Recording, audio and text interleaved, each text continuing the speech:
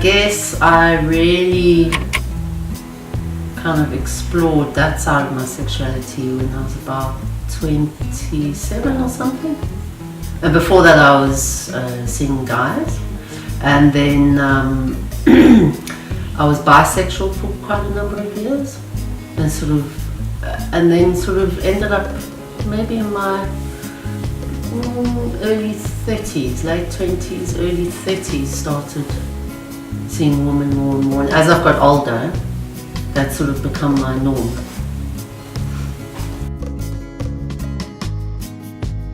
To some extent, yes, because that is what I do. I sleep with women, and those are the relationships I have. I've tended to have. I'm not sure if it's been a conscious decision, like, I've decided now that that's the way the wind blew me, kind of thing.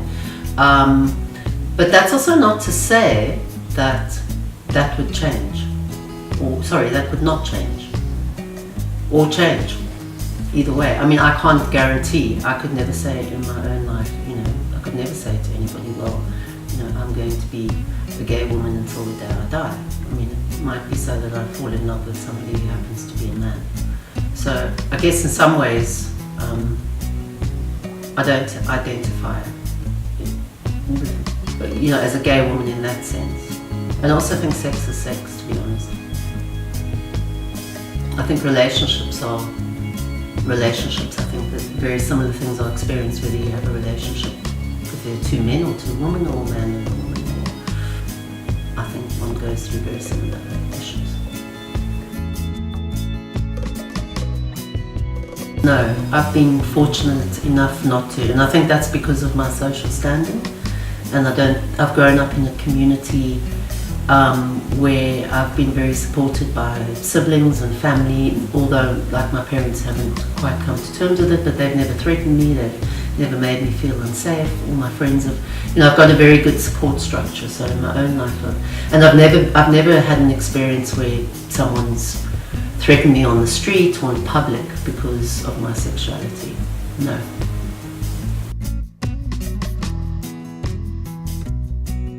Support, I think, is very important. Whether that support is from what I would call a belonging group, so whether that's family or friends or a support group or something like that, I think it's very important. I think that I don't know of anyone who's come out in terms of whatever their sexuality is, that's apart from the generic norm in society, where they've not needed support in some way or another. So we live in a fairly conservative society in that sense. Yeah, I do think, we live in a complicated society. We've got 11 different official languages, and we've got a number of different cultural norms happening. So there's a lot of different realities happening in our country simultaneously. So, but I do think, if you go to Gay Pride in Cape Town, which I've been to over the years, over the last 5 years, dipped in and out of it. You see an incredible mixture of people in terms of age and race, and I think that is a mirror to what is happening in our society. So yeah, I do think there's progression, but that's not to say that there's digression. It's not to say that there's issues that don't arise. Yes or no? It depends. It's just back to what I was saying just now.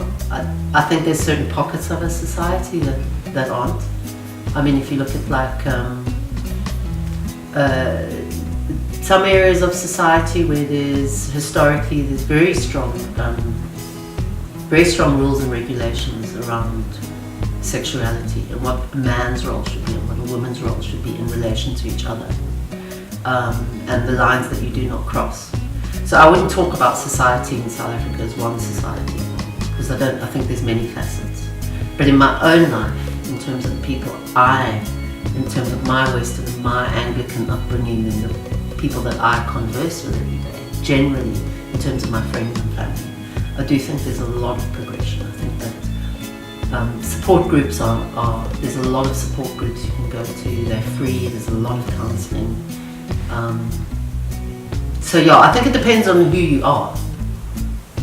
Because I mean, you know, if you take, you know, if I was a black woman living in an incredibly conservative family, Zulu family, for example, or and you know, living in Khayelitsha. I mean, if you look at something like corrective rape in Khayelitsha, it's rife, it's huge.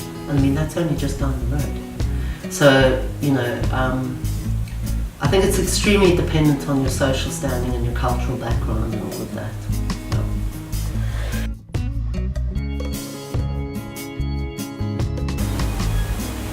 I think people feel threatened. I think it's human nature. I'm not condoning it. I don't think it's right, but I do think it's human nature for people to veer towards their own. And I think that anything out of that kind of what one classes as their norm starts to shake them up a little bit. I think it is to do with such standardized norms and the belief that, you know, in everyone's, I think many people believe that their own belief system or their norm is the correct norm, and I think we fed that in media as well. The one advice I would give is that your nearest and dearest, if they appreciate you for who you are and they already love you for who you are, then my advice would be to be gentle about it and to give it some time, because I think people do come around and they start to realize, in fact it can be very revealing for people in terms of people learning a lot about themselves and other people when they come out of the closet, because you realize it's actually the person that you admire and love, not about their sexuality.